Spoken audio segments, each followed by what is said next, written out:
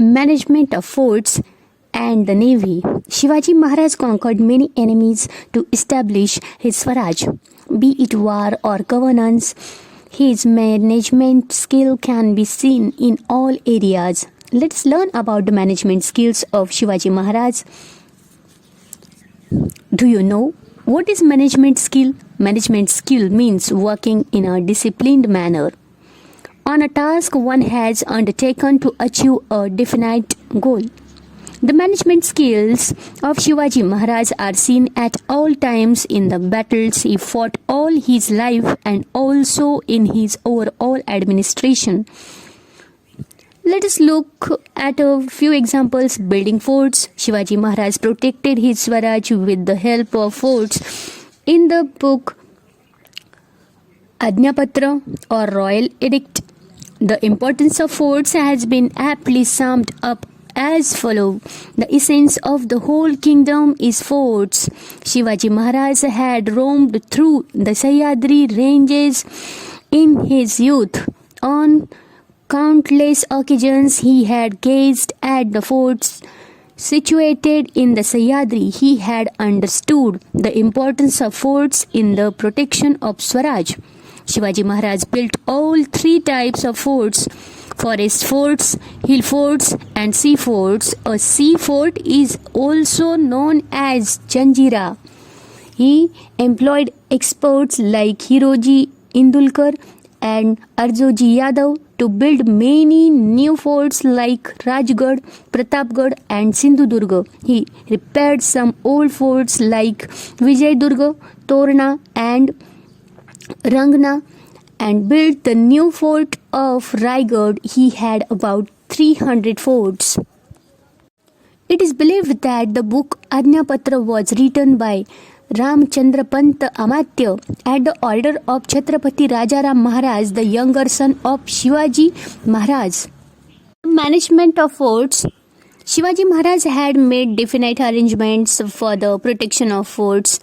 On each fort, the officers Kiledar, then Sabnis and Karkhanis were appointed. The Sabnis and Karkhanis worked under the Kiledar. Their work is shown in the chart below that you can see him. The Kiledar Havaldar to protect the administer the fort, to issue orders to the Sabnis and Karkhanis, to follow government orders, instructions and letters. Then Sabnis and Karkhanis. In the Sabnis, to keep accounts, record income and expenses on the fort, to collect revenue tax from the subjects and the fort and around it, to handle the correspondence. Then Karkhanis what work doing, so supply grains and goods to the people living on the fort, to arrange for the ammunition for the guns and firearms at the time of war, to look after the maintain the fort and the buildings on it.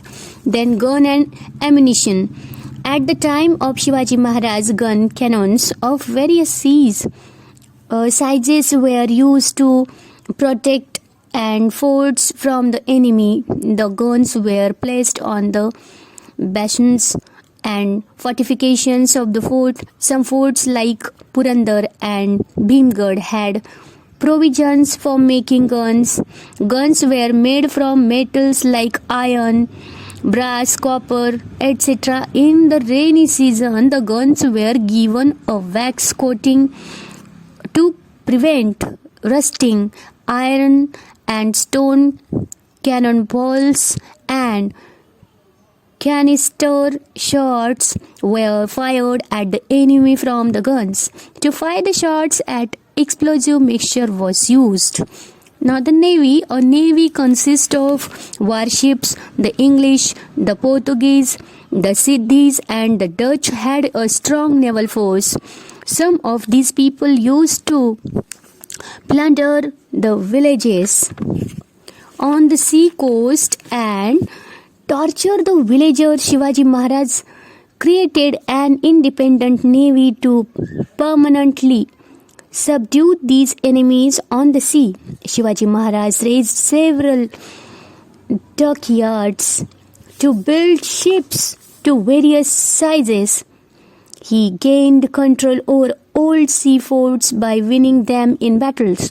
He repaired sea forts like Suvarnadurga and Vijayadurga. He built a new sea fort called Sindhudurga on the Kurte Island near Malwan.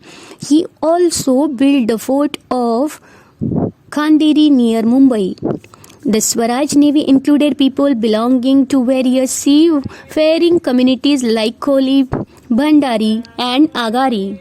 Daulat Khan, Mayank Bhandari, Lai Patil, then Darya Sarang, Tukoji Angre were some of the great men in his period skilled in naval warfare. So, because of the Maratha Navy, the English, the Portuguese and Siddhis and the Dutch, who were the enemies of the Marathas, began to fear and respect them. Their nuisance of Swaraj was reduced by raising an independent and strong navy. Shivaji Maharaj defined his territorial waters and established domination over the coastal area. He safeguarded his sea coast. This navy was the first of its kind in medieval India. That is why he is rightly regarded as the father of the Indian Navy. Now, intelligence department. There was a well-organized and very efficient system of army intelligence and espionage. Then Bahirji Naik was the chief of this branch. The accurate information that he obtained helped greatly in making the campaigns like the Surat campaign successful. Shivaji's spies found out detailed information about the enemy camp. Shivaji Maharaj started no offensive unless he had gathered information from his spies. That is how he planned his campaigns. Now, guerrilla tactics.